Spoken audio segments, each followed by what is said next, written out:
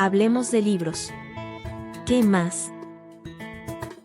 Un día como cualquier otro, me estaba bañando a ritmo de Thalía, se me vino un infarto encima. Pensé, híjole, y todo lo que yo he estudiado de estas mujeres y lo que he encontrado, se va a ir conmigo a la tumba. Yo no me puedo morir sin dejar esto listo. Había que recuperar a estas mujeres, había que enseñarle a la gente que ellas habían forjado patria y que habían sido quizás anuladas por el zapato del patriarcado que les había caído encima. Otra persona excepcional que también tuve muy cerca mío es Chabela Vargas, la cantante. Yo conocí a Chabela cuando terminaba la adolescencia y empezaba la adultez, y fue fabuloso que apenas abriera la puerta de su casa para recibirme, me diera un abrazo demoledor y que diera media vuelta y me dijera: voy a hacer café. Siempre lo digo, el café más espantoso de la historia del mundo. Bienvenidos, bienvenidas a Hablemos de Libros, ¿qué más? Una edición especial de aniversario en la que celebramos conversando con las y los escritores de Costa Rica. Soy Hazel Fallas, periodista, científica de datos y sobre todo lectora. Si aún no lo has hecho, te invito a seguir el podcast en Spotify, Amazon Music o Apple Podcast. Así no te pierdes ninguno de nuestros episodios. Hoy me acompaña un autor que ha hecho de la memoria, el patrimonio y la cultura costarricense su campo de exploración. Es comunicador social, productor audiovisual y cultural. Como escritor, ha sabido cruzar periodismo y literatura en obras como Las Malcriadas, historias de mujeres que se salieron del canasto, y su más reciente libro de cuentos, Sucesos Revelados. Alfredo González Campos, qué gusto tenerte aquí y tener la oportunidad de conversar con vos en este podcast. Hola Hazel, hola amigas y amigos. Yo feliz porque, creo que nosotros coincidimos en muchos gustos y uno de nuestros puntos de coincidencia mayor es ese amor por la lectura y por los buenos libros. Todo lo que sea hablar de libros y además hablar con vos, mi ex compañera de trabajo en un periódico costarricense, pues es motivo de celebración. Encantado de estar aquí. La fascinada soy yo, definitivamente, Alfredo, y justamente porque compartimos ese placer por la lectura, yo quisiera remontarme a tu niñez y quisiera que le contaras a nuestros escuchas cómo fue tu infancia. Yo tengo entendido que viviste rodeado de lecturas de poetas ingleses, de Edgar Allan Poe, que tu mamá tenía un gusto particular por esta poesía y te fue contagiando con ese amor. ¿Qué imagen guardás, qué imagen viva tenés de esos primeros recuerdos de lectura en la infancia? Efectivamente, yo soy el menor de 5 hijos. Y resulta que justo antes de que yo naciera, mi mamá parió gemelos en aquellos tiempos, 1968, en que no se sabía si iban a ser 1, 2, 3, 4, los que fuera. El factor sorpresa, definitivamente, para tu mamá y para toda la Mi familia. mamá fue a pedir un bebé al hospital y salió con 2. Nacieron en julio, lo dije, y ya para diciembre venía yo en camino. Imagínense ustedes qué torta. ¿Ah? Mis hermanos cumplen en julio, yo en agosto. Entonces nos llevamos un año, pero yo digo que en realidad los 3 tenemos la misma edad, porque un año no es nada. Para mi mamá sí fue una diferencia grande. No solo el año, sino un bebé más. Ya no 2, sino 3. Tenía ayuda en la casa, por supuesto, pero tal vez ya estaba cansada, ¿verdad? De caperucitas y lobitos y conejitos y todo el asunto. Entonces, cuando yo era ya un bebé de dormir, ella hace algo muy raro, pero yo tengo un recuerdo, no sé si es un recuerdo construido, un falso recuerdo o no, pero se lo he preguntado a ella y me dice que efectivamente es así. No sé hasta dónde da mi memoria, que es bastante buena y la conservo todavía muy bien, pero me ponía la cabeza sobre su estómago. Entonces empezaba a leer. Pero a mí ya no me leía ni Blancanieves ni nada de esto. Bueno, de eso se encargaba el señor Walt Disney en el Cine Rex, donde nos llevaba mi papá los domingos por la tarde. A mí me leía lo que ella quería leer. Mi mamá había estudiado inglés en la Universidad de Costa Rica en tiempos en que la carrera premiaba mucho ese aprendizaje de la lengua a través de la literatura, que para mí es la mejor manera de aprender cualquier lengua, ¿verdad? Entonces leía muchísimo. Y ella sacaba su libro de los English Writers, los escritores ingleses, donde estaba Lord Byron, donde estaba Percy Shelley, y también su fascinación que Edgar Allan Poe era. Yo a veces bromeo y digo que no sé cómo no me convertí en un asesino en serie, ¿verdad? Qué loco. Con esa estimulación temprana, pues tan extrema, ¿verdad? Pero le he preguntado y ella me decía que es que ella lo leía todo con tono de cuento de cuna. Entonces, cuando la Muerte Roja ingresa al palacio donde se ha resguardado la nobleza, no lo voy a citar exactamente igual porque no lo conozco, pero en su narración, por ejemplo, ella iba y decía, y los nobles se refugiaron en el palacio. Una noche, en el silencio, se escuchó el crujir de las puertas. Se abrieron y ahí estaba ella, implacable. Era la Muerte Roja. Por supuesto, ¿verdad? Me lo ponía un poquitito como en fantasía y con encanto, ¿verdad? Pero bueno, yo creo que eso hizo que yo fuera desde pequeño un adicto a los libros. Y de hecho, cuando mi papá dijo que sería bueno repartir labores en la casa, yo me tiré de primero y dije, yo limpio la biblioteca. ¿Qué le iba a limpiar? Mentira. O sea, lo que hacía era sacar libros y ponerme a verlos, porque en ese entonces ni siquiera leía, creo que ni siquiera bien, ni siquiera leía nada, no entendía ninguna letra, pero me encantaba ver los libros o leerlos, me fascinaba. Y ese fue como el primer contacto y casualmente, sin saberlo, el inicio detonante para escribir el libro de las malcriadas, que son historias de 9 mujeres que vivieron en Costa Rica en diferentes épocas. Ay, Alfredo, qué bonitas historias nos estás contando, qué lindo imaginarte de chiquillo ahí recorriendo esa biblioteca aunque no entendieras nada y justamente me dejaste con un suspenso. ¿Cómo fue que empezaste con esa idea de escribir Las Malcriadas a partir de esa relación con la biblioteca de tu casa? En la biblioteca de la casa había de todo, no solo escritores ingleses, por supuesto, porque mi papá también era un gran lector. Entonces habían libros de, qué sé yo, de Julio Acosta, de Otilio Blat, de muchos expresidentes costarricenses. De repente estaba don Alfonso Reyes, escritor mexicano magnífico. De repente estaba Mario Monteforte de Toledo, guatemalteco formidable.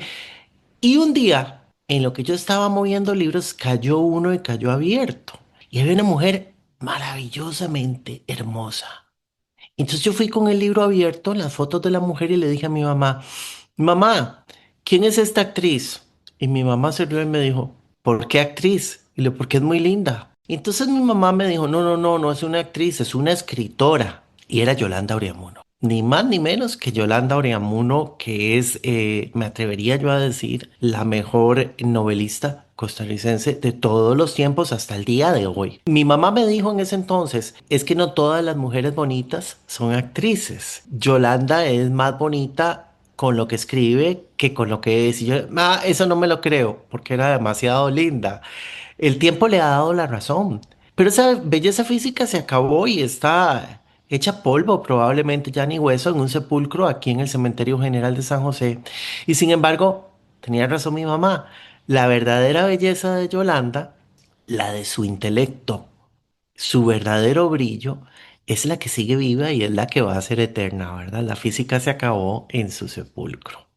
¿Vos crees mucho en lo paranormal o más bien es que esa sensibilidad tuya te empuja a que ocurran ese tipo de coincidencias, como que caiga un libro de Yolanda Oriamuno y eso te abra un universo de posibilidades fantástico, que es justamente el que reflejas en las historias de las malcriadas, porque no solamente está ahí reflejada Yolanda Oriamuno, sino un personaje fantástico que a mí me capturó, que es la medium más famosa de Costa Rica, que es Ofelia Corrales. Yo creo que no debemos de olvidar de dónde somos. A mí me hace mucha gracia pensar que el éxito del realismo mágico en Europa fue apabullante, sorprendente, porque es algo que ellos no pueden explicar. Ujú, claro, para nosotros es algo cotidiano. En Latinoamérica, en cambio, el realismo mágico es realidad cotidiana. Entonces, a ver, yo creo en lo paranormal, pues soy latinoamericano, por supuesto que sí. No me gusta pasar debajo de una escalera, también soy supersticioso. Sí, tenés razón, para nosotros es más fácil creer que dejar de creer por aquello, ¿verdad? Creo que eso alimenta nuestra identidad latinoamericana. Ahora que mencionas a Ofelia Corrales, les cuento que cosas extrañas de la vida, yo todos los días de muerto voy a la tumba de Ofelia Corrales, entre otras. También voy a la de Yolanda. No puedo explicar por qué motivo, pero siento la necesidad de ponerle canciones de Billie Holiday y ponerme a cantarlas yo, serenatearla. Le pregunté a la nieta si a Ofelia le gustaba Billie Holiday y me dijo, no, no lo sé, pero me imagino que ahora le gusta porque vos se la pones.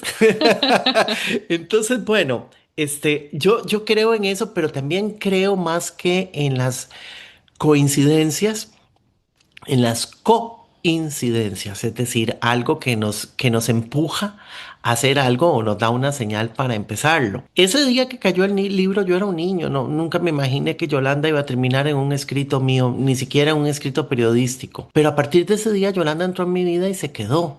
Y eso significa mucho. Y ahí empecé yo a averiguar de Yolanda y creo que de mis primeras lecturas de niño fue un cuento de ella, que es muy linda el epígrafe que le pone porque dice un cuento para niños hombres de imaginación grande. Y se lo dedica ni más ni menos que al maravilloso pintor y arquitecto Teodorico Quirós, Kiko Quirós de Costa Rica. Pero fueron lecturas de estimulación tempranas. Claro, todas esas lecturas de infancia, de juventud que nos marcan la vida y también todas esas coincidencias, como lo que nos estabas contando de Yolanda Breamuno y de Ofelia Corrales, que por cierto son dos de tus malcriadas, pero yo quiero preguntarte por las otras también. ¿Por qué no nos contás un poco más de qué va este libro, de las malcriadas, cómo nació, por qué compilaste estas historias? No sé si son todas las que querías incluir o de repente se te escapó alguna por ahí. Y es que este es un libro que realmente, más que reunir pequeñas biografías de mujeres notables del país, lo que es una reivindicación de muchas de ellas talentosísimas, cuya historia estaba oculta, silenciada, y ahora venimos a conocerlas justamente porque vos las rescataste en tu libro. Contanos un poco más de las malcriadas y de lo que querías lograr con este libro.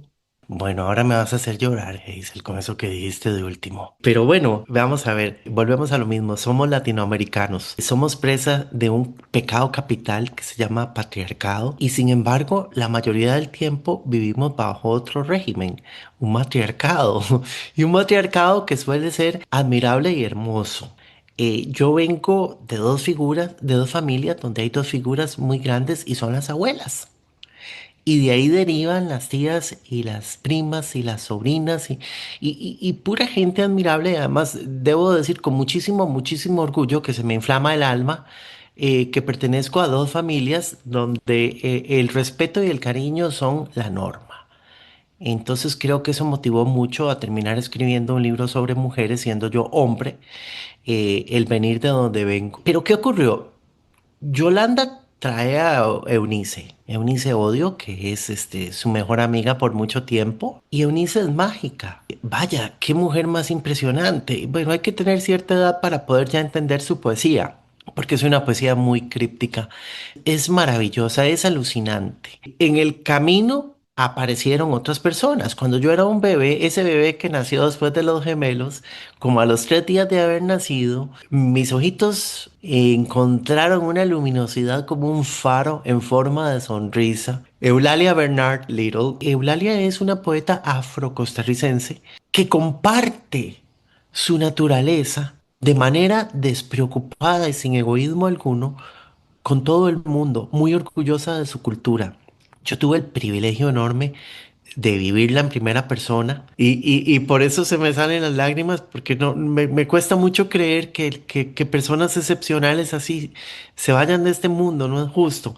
Otra persona excepcional que también tuve muy muy cerca mío, ya lloro menos cuando pienso en ella porque la siento cada vez más cercana, es Chabela Vargas, la cantante. Yo conocí a Chabela cuando terminaba la adolescencia y empezaba la adultez y fue fabuloso conocer a Chabela Vargas. Fue fabuloso que apenas abriera la puerta de su casa para recibirme me diera un abrazo demoledor. Demoledor, sentido fuerte y que diera media vuelta y me dijera voy a hacer café.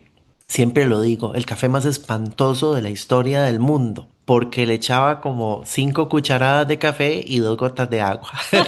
Era Qué petróleo, animado beberte eso, por Dios. prácticamente. Tenía la misma consistencia. Pero mientras hacía ese espantoso café, se volvió y me dijo, nosotros vamos a ser amigos. Y yo le dije, ah, claro, yo pensé, qué vieja más loca, si ni me está conociendo apenas. Y le dije, ¿por qué? Y me dijo, porque me estaba quejando de soledad y apareciste. Y Chabela se convirtió en una figura muy cercana, muy maternal, que me enseñó tanto, tanto, tanto a vivir. Y eso no tiene nombre. Esos son los regalos más grandes de la vida. Y en el camino han aparecido otras mujeres maravillosas que están reunidas en este libro. Son 9 mujeres, las del libro, que bueno, ya mencioné, ya mencionamos a Ofelia Corrales, medium costarricense, ya mencionamos a Chabela Vargas, cantante internacional, nació circunstancialmente en Costa Rica, pero le debe su carrera a México y la consagración definitiva a España. Está Eulalia Bernard, poeta afrocostarricense. Está Virginia Grutter, otro de mis amores, con quien tomaba café en la universidad. Poeta, dramaturga, activista. Está también el personaje más polémico de la historia femenina de Costa Rica, que se llama Viviana Gallardo, una chica cruelmente asesinada en lo que yo creo que muchos concordamos en definir como un crimen de Estado, de manera muy injusta por su participación en un movimiento social. Está Yvonne Claes, que es la primera dama en los tiempos del presidente Rafael Ángel Calderón Guardia, una mujer a quien le debemos muchísimo, como el hecho de que yo tenga mi ojo recién operado de cataratas por la magnífica caja costarricense del Seguro Social. Eso también se le debe a doña Ivonne y muchas veces no lo sabemos porque volvemos a lo mismo, la frasecita de doña Eva Perón, la historia la escriben los que ganan. Y los que ganan suelen tener jareta, ¿verdad? Y no en agua. También está en este libro Isola Gómez. Es otra historia, quizás la que más me hizo llorar en el proceso de escritura, porque es una historia sumamente injusta. Digamos que la historia de la pobre niña rica, clásica. Pero esta niña rica no es tonta, sino que quiere ser una poeta y es vedado por una sombra nefasta que tiene a su lado, que es ni más ni menos que su padre. El libro reúne la historia de cada una de ellas, insisto en decirlo de nuevo, desde un acercamiento más personal, ¿verdad? Más íntimo. En Costa Rica decimos que algo nos dejó picados cuando algo nos despertó la curiosidad. Y yo te voy a preguntar, ¿cómo es que conociste a Chabela Vargas? Porque nos contaste ahí que interrumpiste tocando su puerta, que te dio café, pero yo no me puedo imaginar que así de repente un día se te ocurrió y voy a ir a tocarle la puerta a la casa Chabela Vargas. Yo quiero que nos contes cómo conociste a Chabela, también cómo conociste a Virginia y, a riesgo de que nos pongamos sentimentales otra vez, cómo empezó esa relación tuya con Eulalia Bernard, que a mí también tengo que confesarte que me conmovió. Cuando yo grabé el podcast de las malcriadas, había una línea que edité por tiempo, pero yo te daba las gracias por haberme hecho descubrir a Eulalia. Porque ¿cómo es posible que una mujer de ese talante, de esa sensibilidad, de esa grandeza literaria, no fuese conocida por nosotros? Entonces eso me conmovió profundamente. Pero contanos cómo las conociste. Volvemos a usar el término coincidencias. Empecemos por Chabela. Resulta que después de que mi mamá me leía, seguramente yo quedaba sumamente motivado y entonces no me dormía. Y era un bebé que padecía de insomnio. Entonces mis papás ya no sabían qué hacer. Mamá ya estaba harta también de los cochinitos que están en la cama y todo eso que no había cantado 4 veces antes. Entonces se dieron cuenta que si ponían el famoso Moisés al lado del tocadiscos y en la aguja del tocadiscos ponían varios discos, el chiquito poco a poco se iba a quedar dormido con la música. Era variopinta a más no poder y entre esa música se colaba Chabela Vargas. Como me dijo una vez ella, híjole, eso sí que nadie me lo había dicho, que yo era su canción de cuna. Pues sí, Chabela fue canción de cuna mía. Un día nos damos cuenta, un amigo y yo, que una amiga nuestra en común está viviendo en San Joaquín de Flores y la vamos a visitar.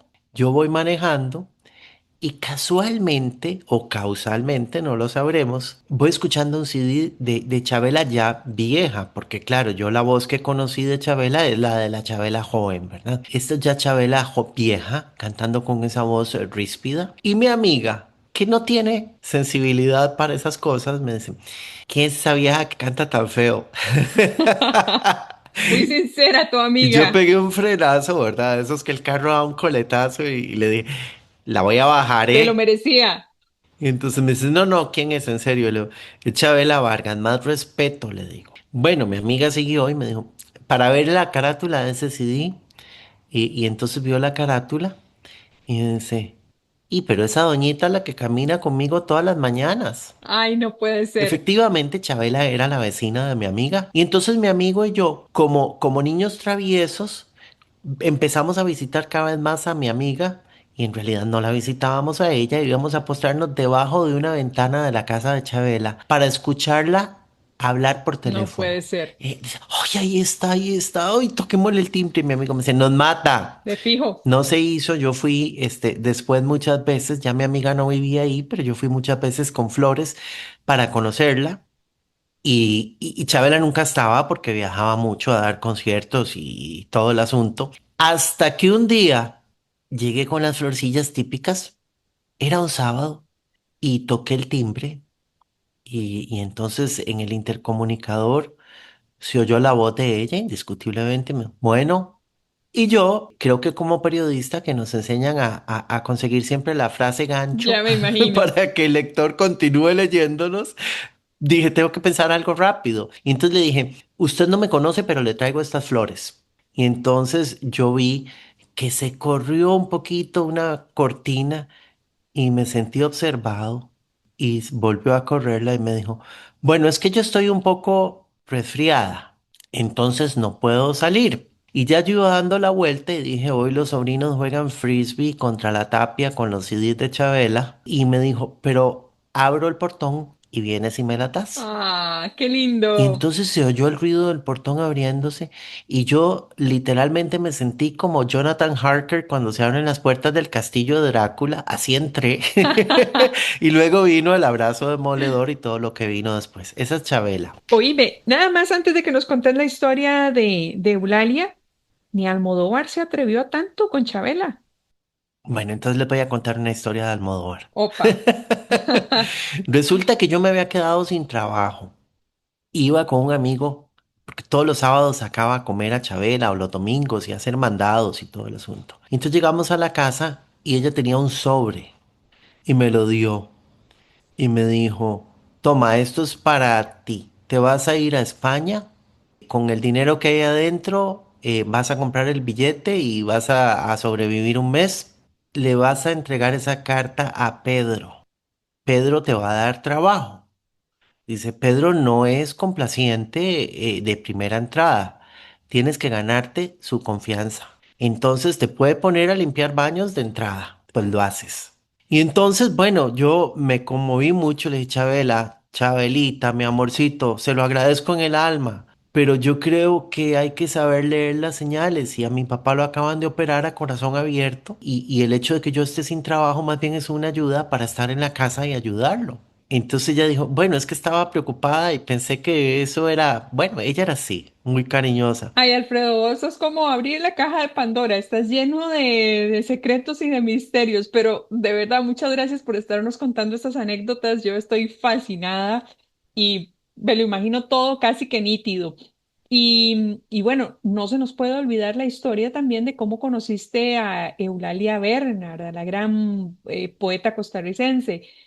Danos los detalles, por favor, no nos dejes con la intriga. Eulalia, ya lo mencioné antes, Quizás cuando yo tenía 3 días de haber nacido llegó a conocerme, pero lo que no conté fue por qué estaba ahí. Eulalia también estudió inglés con mi mamá. Y vean ustedes que nosotros que siempre, bueno, ahora hasta nuestra constitución dice que somos un país multicultural y pluriétnico, pero en realidad no escapamos de las prácticas nefastas, asquerosas, estúpidas del machismo. Eulalia hablaba un excelente inglés porque su mamá se había formado en el Shortwood Training College en Jamaica de traducción británica y así les había enseñado el inglés a sus hijos en la casa. Sin embargo, cuando quiso estudiar inglés en la Universidad de Costa Rica no se lo permitieron, supuestamente porque ellos aprendían el Midwestern English de los Estados Unidos y entonces estaba en conflicto. Mentira, era porque era negra. Entonces, Eulalia, que sabía no tocar las puertas, sino derribarlas y hacer valer su derecho, lo logró y entró. Y el primer día de clases, la pelirroja y la negra se vieron y se adoraron y se hicieron mejores amigas hasta el resto de sus días. Y ese es el factor que desencadenó que ella estuviera ahí y que estuviera presente en toda mi historia. Es lo mágico. De repente un día Eulalia llegaba con un disco en la mano y decía, es que grabé un disco de poemas con música. Y yo decía, wow, Eulalia, es que me acuerdo que una vez le dije, lo único que le falta es la capa. Y me decía, ¿una capa para qué? Y le digo, para que sea superhéroe.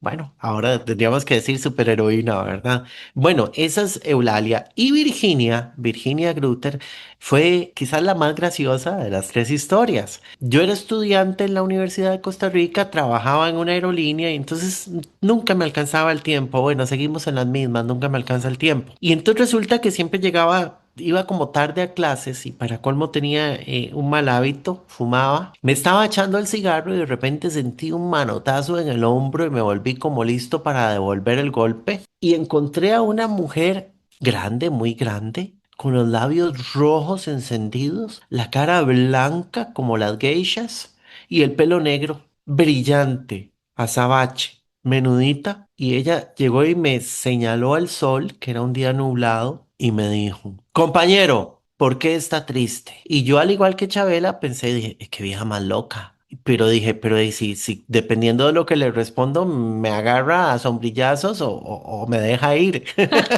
Y entonces le dije, está triste por culpa suya, por culpa mía, por culpa de la muchacha que va caminando al lado y del muchacho que viene atrás. Y entonces ella se quedó viéndome muy seria y me dijo, me puso otra vez la mano en el hombro, otro manotazo, por dicha empató porque me lo puso en el otro. Y entonces me dijo, camarada, así me gusta.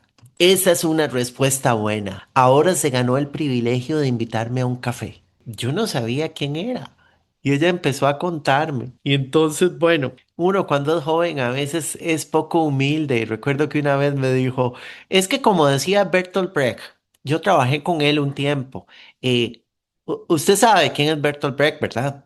Y yo le digo, sí, sí, claro, claro. Nunca había escuchado ese nombre. Y entonces yo dije, qué dicha, no se dio cuenta. A la semana siguiente fuimos a tomar café y me trajo el librito Canciones y Poemas y me dijo, uno tiene que aprender a ser más humilde para que le den regalos como este. Usted no sabía quién era Brecht, pero aquí se lo traigo para que lo conozca. Te puso en su lugar, Virginia, con todas esas coincidencias, con todas esas almas gemelas que te supieron reconocer, que te encontraron. ¿Por qué tardaste tanto en convertirte en escritor? Porque intenté ser periodista. En realidad yo creo que la mayoría de los periodistas son escritores en potencia. Porque, a ver, o sea, ¿dónde está la objetividad de la noticia? ¿Dónde están los hechos tal cual ocurren? Es imposible lograrlo. O sea, la ficción empieza desde el momento en que uno refiere un acontecimiento. Si Hazel y Alfredo están en la calle caminando y vieron un accidente, la manera en la que Hazel lo va a describir es muy distinta a como lo va a describir Alfredo. Entonces creo que el periodista siempre es un escritor porque maneja esa conversión casi instantánea de la realidad a la ficción, intentándole darle un toque de objetividad. Por eso es que yo celebro tanto el New Journalism, porque creo que hizo más personal la narración periodística. Tardé mucho tiempo porque yo a estas mujeres las fui estudiando casi que por hobby. Pero resulta que un día, cuando estaba viviendo mi mejor década, a la edad de 47 años, un día como cualquier otro, me estaba bañando a ritmo de Thalía y a ritmo de Arrasando, se me vino un infarto encima. Ay, pero ¿cómo te reís de eso? Dios Entonces digo, mío. el soundtrack de mi infarto es Thalía. Pobrecita, ¿ah? Un poco karmático, ¿no? Y resulta que pasó pues lo que siempre ocurre.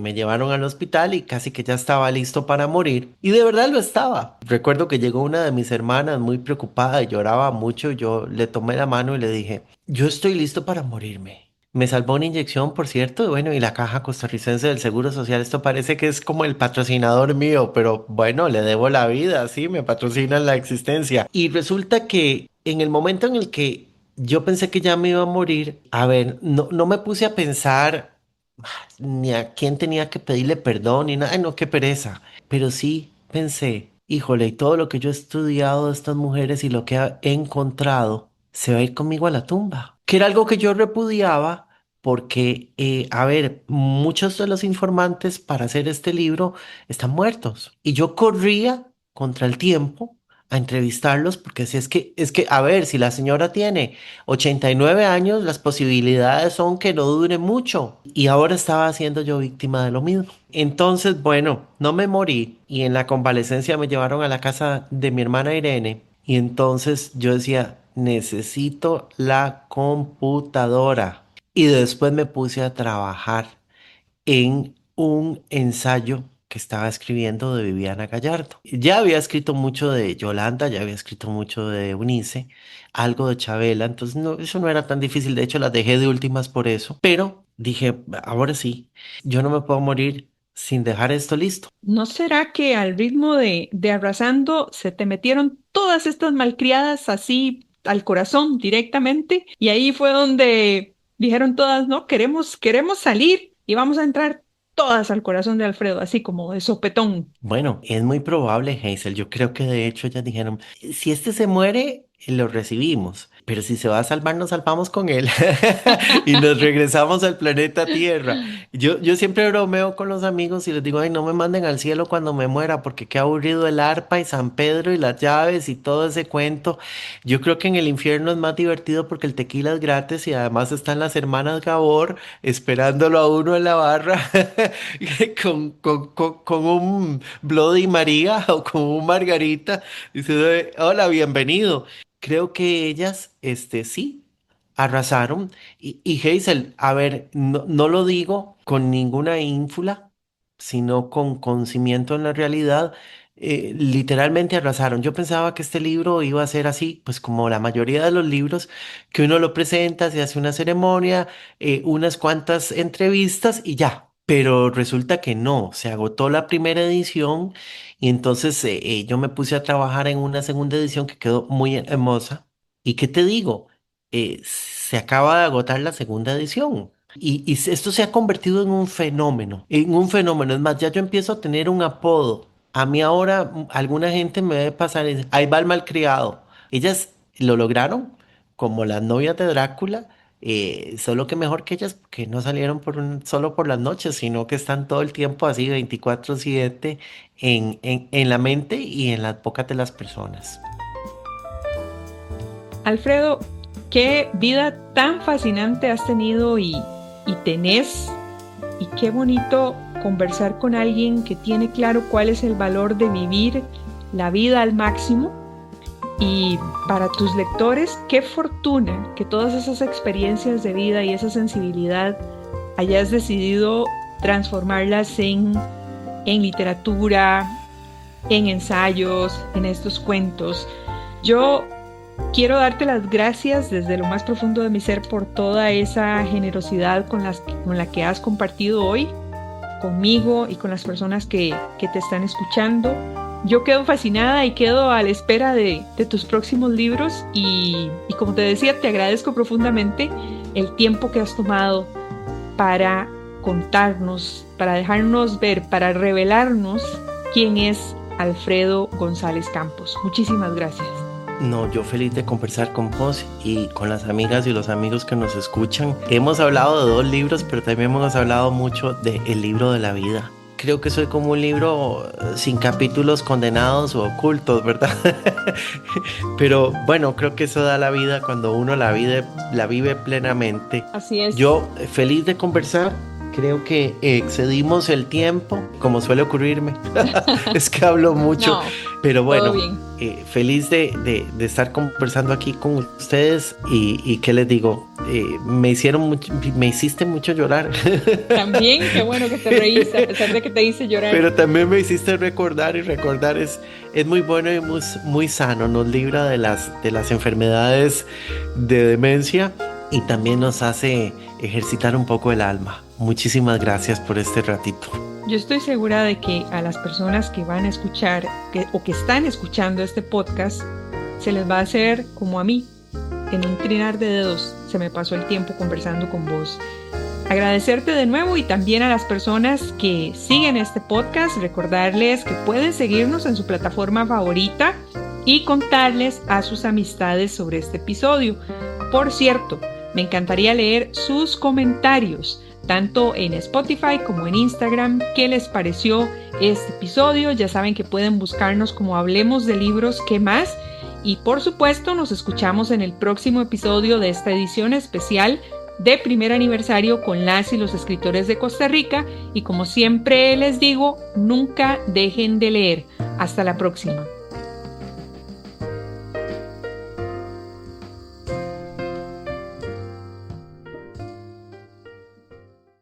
Hablemos de libros. ¿Qué más?